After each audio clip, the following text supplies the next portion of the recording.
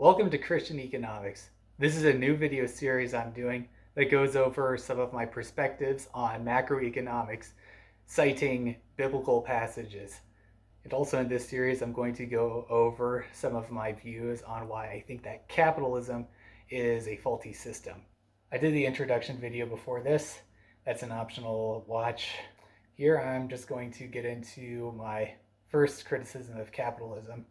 For episode 1, I decided to go over one of my main criticisms of the capitalist system, and that criticism is against the profit motive. So in capitalism, you have a free market where people get to choose what they buy and sell, and other people are able to accept those trades, but they don't have to.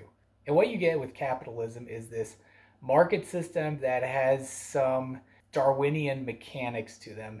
The idea being that if you are productive enough, then you'll make enough money and you'll be able to use that money to cover your operating expenses. This happens on an individual level with employees. It happens on a larger scale with the employers. And to be fair, I think this happens in an extent in capitalism, but I think it has its limitations. What this goes back to is something that happens in society. Maybe there's a name for this already, but I call it false metric optimization.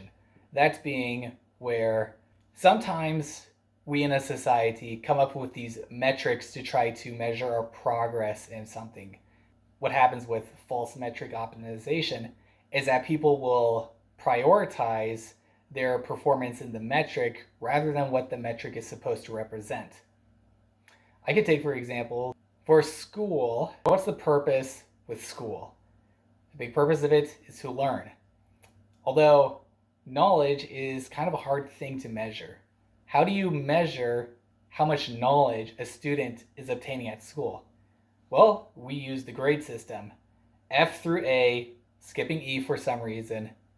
Those are our grades that we can get. And the closer you are to A, the higher the score that represents. You have more understanding on the subject being taught.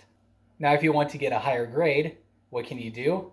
Well, you could do studying, but you can also do something like on the school staff's end, it might look like giving the students easier questions on tests so that it's easier to get a higher score.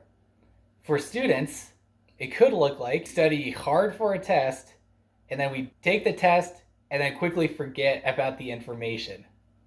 So even though we might have gotten a good grade on the test, we haven't actually retained that knowledge that school was intending for us to learn. So how does this relate to economics and capitalism?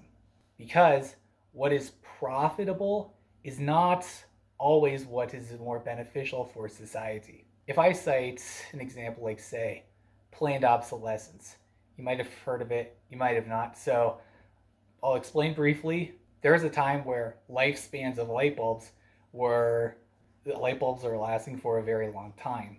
But in this example, the problem from a financial perspective is that once you sell that particular amount of light bulbs to a person, then you've basically satisfied them for how many years into the future. Imagine making a light bulb that has a 100-year lifespan. Then when a customer goes and buys that light bulb in their house is going to last for the rest of their lives. Now, if they get all the light bulbs in their house like that, they are no longer a customer to the light bulb manufacturer. So imagine then that you're able to intentionally sabotage your own product where it still works, but your light bulb will expire in maybe 2 years, 5 years. You're a lot more likely to have that repeat customer in a few more years. Now think about what's happening there. You are under a capitalist system.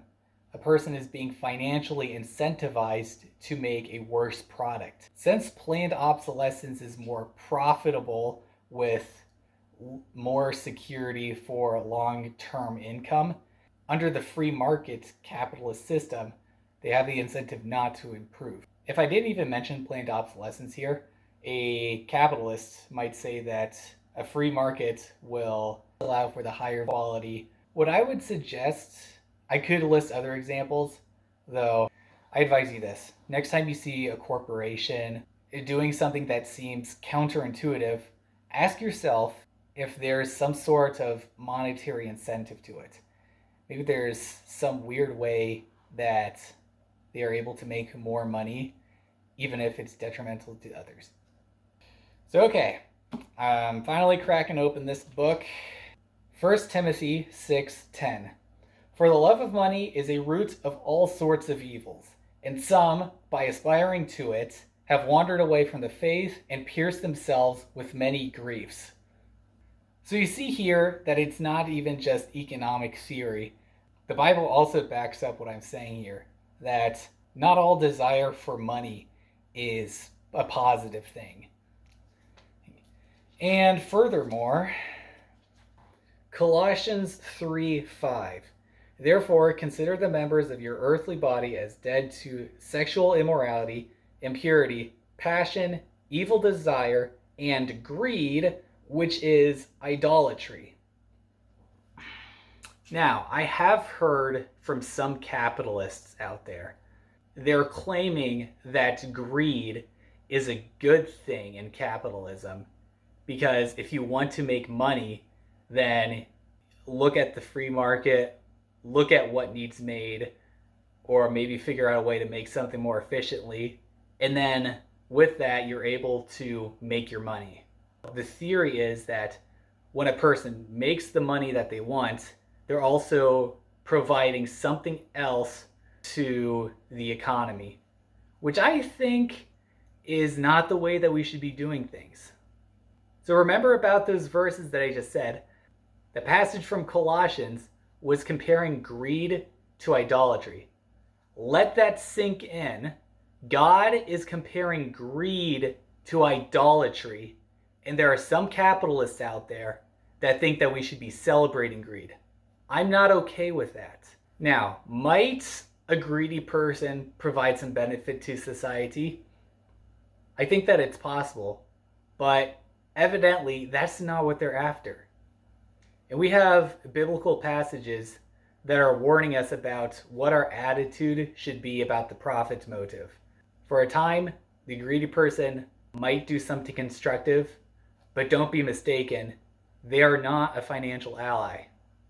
Once that person of greed finds something else that is more profitable, they will be willing to put aside what constructive force they had on society and pursue that because they've been pursuing money even from the start. Now that is the main content of this video, although a brief note before I end the video, if you want me to cover something on macroeconomics, then you can send me a comment down below. I'm not promising that I'll make a video on what you request, but if it's something that I think is worthwhile and relevant enough to this series here, then there is a chance that I'll do it. So yeah, keep that in mind. Thank you for watching. Yeah, I'm going to be editing this video.